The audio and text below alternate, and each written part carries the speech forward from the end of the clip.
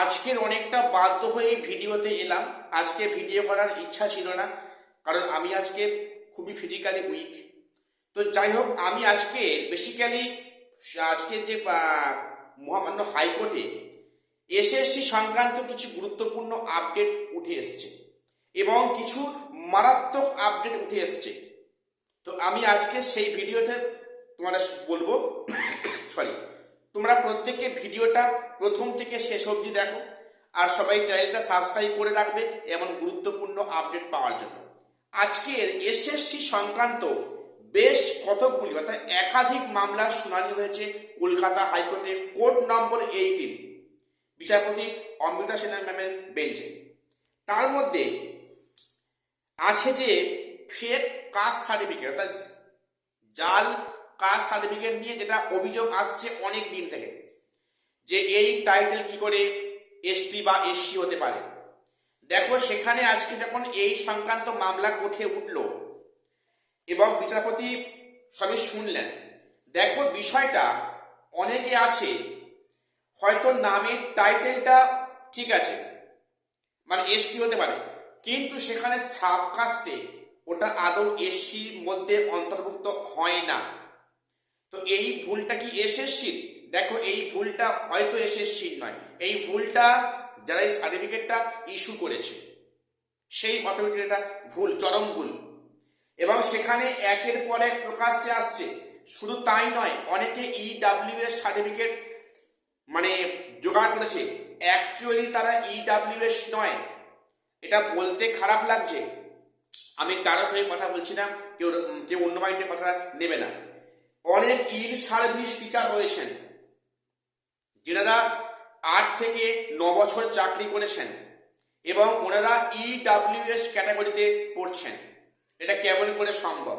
তাহলে যে সমস্ত বেকার যুবক যুবতী আছে, তাহলে তারা কোন ক্যাটাগরি?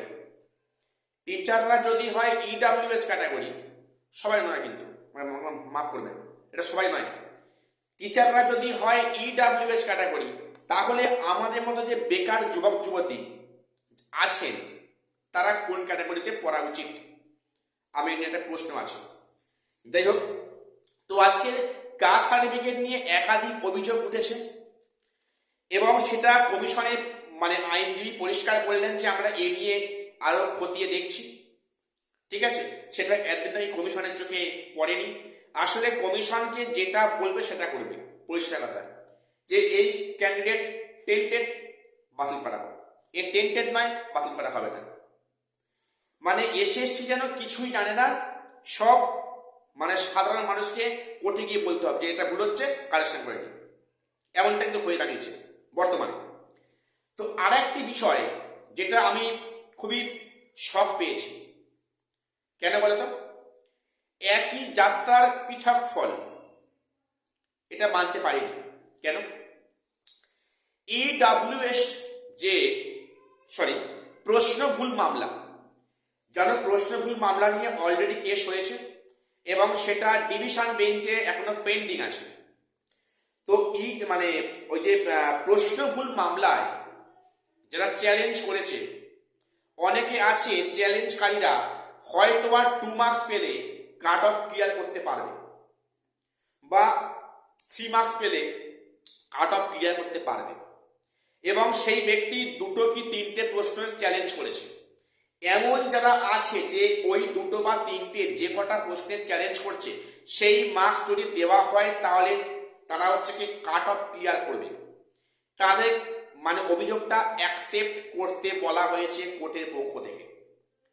এবং যাদের কাট অফ থেকে অনেকটাই কম আছে, যে সেখানে সেখানে প্রশ্ন ভুল মামলা মানে যে প্রশ্ন 3টে বা 4টে চ্যালেঞ্জ করছে, সেই 3টে 4টে নাম্বার দিলে কিন্তু তাদের কাট অফ ক্লিয়ার হবে না, তাদেরকে এই মামলা চ্যালেঞ্জ করা হবে না। এটা আমি ঠিক মানে পার্সোনালি মানতে পারলাম না। দেখো, বিচার ব্যবস্থার প্রতি আমাদের প্রত্যেকের শ্রদ্ধা আছে, এখনো আছে, এরপরেও থাকবে। অ্যাজ এ পার্সন, একজন ব্যক্তি হিসাবে এটা যেন কোথায় মনে হয়েছে যে একই যাত্রার পৃথক ফল। কোনো ক্যান্ডিডেট এই 3টে বা 4টে বা 2টো কোশ্চেন চ্যালেঞ্জ মামলা অ্যাকসেপ্ট করা হবে, আবার কারোর সেই একই চ্যালেঞ্জ অ্যাকসেপ্ট করা হবে না।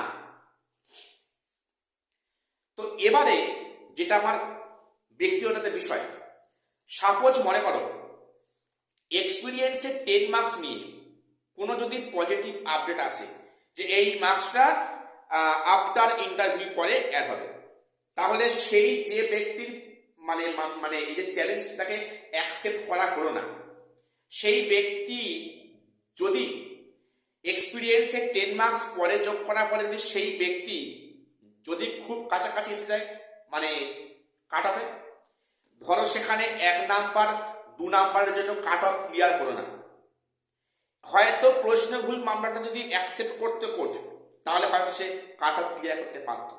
তাহলে সেক্ষেত্রে কি হবে?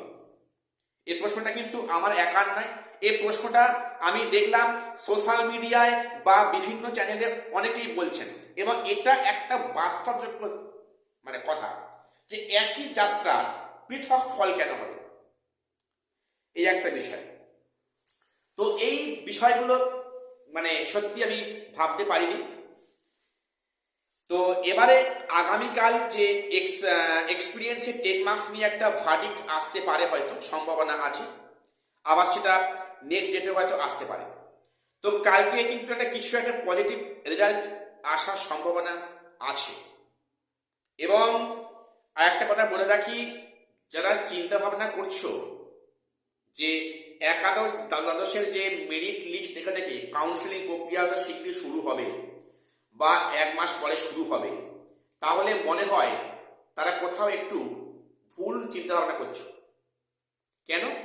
এই মানে প্যানেল নিয়ে যে একাধিক কেস সামনে আসছে, প্রকাশ্যে আসছে, সেখানে একটা বিষয় যে যদিও কমিশনারটা জোর করে নিয়োগ করিয়ে দেয় কাউন্সিলিং প্রক্রিয়ার মাধ্যমে, স্কুল বাছাইয়ের মাধ্যমে, ভবিষ্যতে এই প্যানেল নিয়ে যে একাধিক প্রশ্ন উঠবে এ বিষয়ে কোনো সন্দেহ নেই, এটা সবাই জানে, তুমি জানো, আমি জানি, আর প্রত্যেকেই জানে।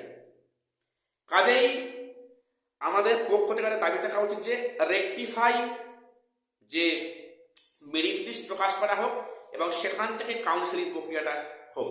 এটা মনে হয় এটা খুবই মঙ্গল হবে ইন ফিউচারের জন্য সবার ক্ষেত্রে, কি ইন সার্ভিস কি ফ্রেশার্স। দেখো একাদশ দ্বাদশ তো ফ্রেশার্সরা সে অর্থে ঠাঁই পায়নি, খুব হাতে গোনা গুটি কয়েক। তো সেখানে মানে যারা ইন সার্ভিসে আছেন তারা জীবনে আর কতবার যোগ্যতার প্রমাণ দেবে? এটা মানে আমরা কোথায় বাস করছি? সত্যি এ বিষয়টা একটা মানে খুবই মানে ভাবলে ভাবনা হলো কতলে তলিয়ে যাবে, কোনো কুল কিনারা পাওয়া যাচ্ছে না। মহাসমুদ্রে, বিচারপতি বললেন না যে মহাসমুদ্রে পড়ে আছি, সত্যি ব্যাপারটা তাই। তো আজকে এটুকুই আমার আপডেট দেওয়ার ছিল। প্লিজ প্রত্যেকের চ্যানেলটা সাবস্ক্রাইব করে দিও এমন গুরুত্বপূর্ণ আপডেট পাওয়ার জন্য। আর শেষ করছে, দেখা হচ্ছে পরে কোনো ভিডিওতে।